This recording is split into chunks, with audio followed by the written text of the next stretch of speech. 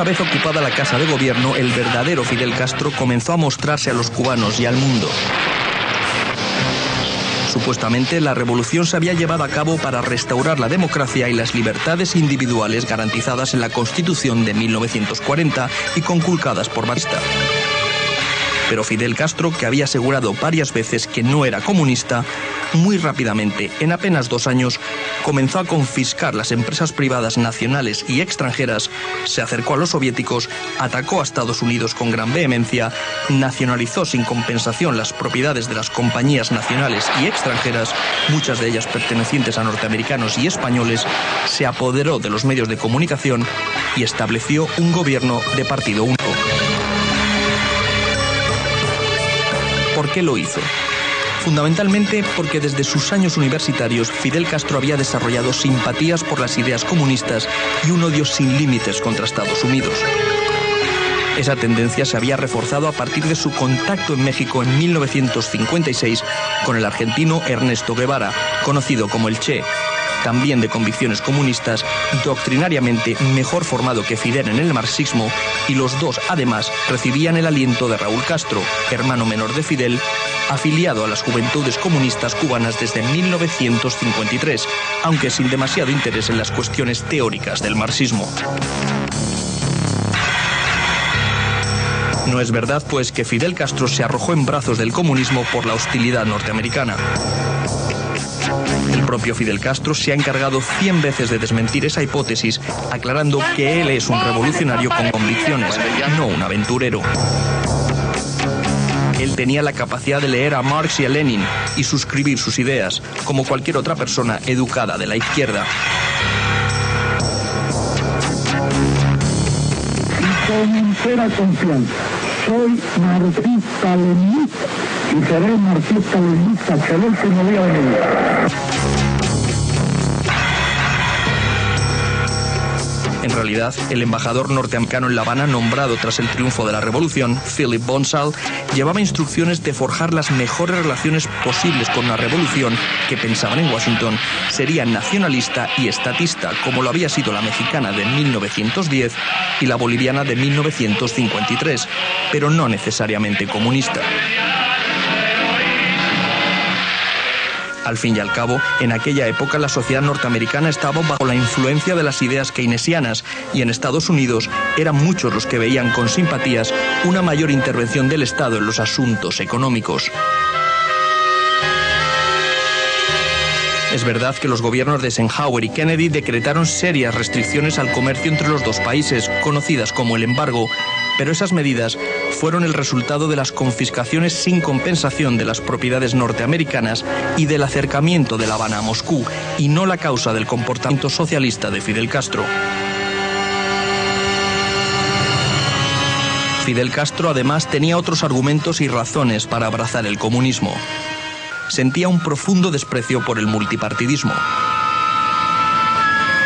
Para él, la confrontación política era politiquería y los políticos de la República unos tipos corruptos a los que debía erradicarse. Por otra parte, el comunismo le daba la coartada perfecta para establecer una dictadura personal interminable. Así entiende nuestro pueblo sus deberes. Basada en la hegemonía de un partido único controlado férreamente por él desde la cúspide, y le entregaba además una metodología de gobierno y una forma muy eficaz de organizar la policía política y los órganos represivos, como se había demostrado en la URSS y en el este de Europa. ¿Cómo Fidel Castro y un puñado de seguidores fanáticos pudieron llevar a los cubanos a una dictadura marxista-leninista y colocar al país en la órbita soviética si los comunistas apenas tenían simpatías en la sociedad y jamás alcanzaron el 5% de apoyo electoral? Eso pudo ocurrir porque los cubanos en general, aunque distaban mucho de tener simpatías por los comunistas, tampoco sentían mucho respeto por las instituciones republicanas, tal vez porque la clase política tradicional había dado muestras de muy poco respeto por el imperio de la ley. Los cubanos se llamaban revolucionarios y esperaban ansiosamente a que un líder bien intencionado, rodeado de otros como él, establecieran en el país el reino de la justicia y la equidad. otro problema que es la necesidad de un guía, la necesidad de un Mesías, en poner nuestro futuro en manos de un hombre predestinado que conoce todos los caminos, que sabe todas las respuestas. Ese Mesías era Fidel Castro y sus apóstoles eran los barbudos que lo obedecían, de manera que una buena parte de la sociedad se entregó en sus manos sin medir las consecuencias de ese acto de fe ciega en el caudillo venerado.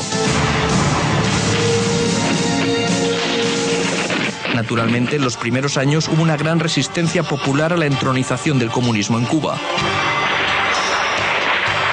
con alzamientos campesinos generalmente protagonizados por guerrilleros que habían luchado contra Batista, y una invasión de exiliados en abril de 1961 auspiciada por el gobierno norteamericano, unos 1.500 hombres que desembarcaron por Bahía de Cochinos en el sur de Cuba y fueron derrotados en 48 horas.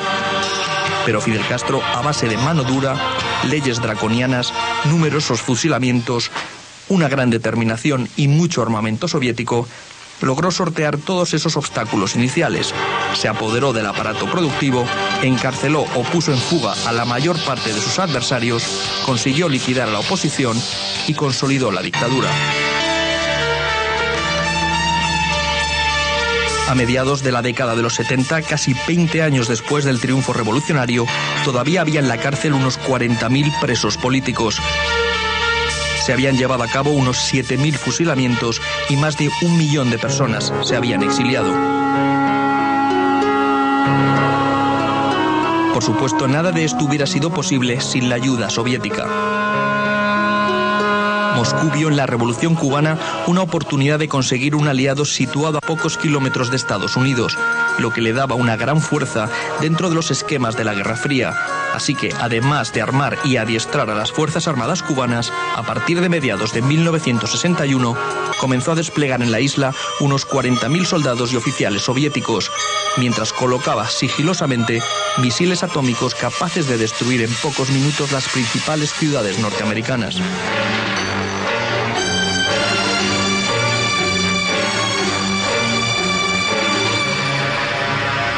Descubiertos estos cohetes en octubre de 1962 por la inteligencia norteamericana, el gobierno de John Fitzgerald Kennedy decretó el bloqueo marítimo de Cuba y le exigió a Moscú la retirada de ese armamento, cosa a la que se avinó Nikita Khrushchev, entonces primer ministro de la URSS. Sin embargo, como parte de la negociación que puso fin a esta peligrosa crisis, la Casa Blanca aceptó no invadir a Cuba directamente ni permitir que otra nación latinoamericana lo hiciera, al tiempo que retiraba de Turquía unas cuantas docenas de cohetes con cabeza nuclear.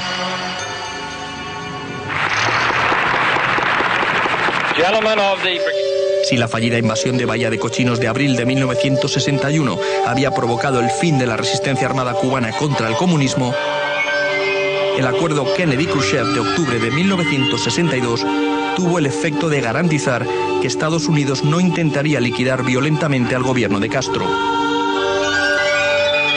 El gobierno cubano desde entonces tuvo vía libre para crear una sociedad comunista prácticamente sin oposición.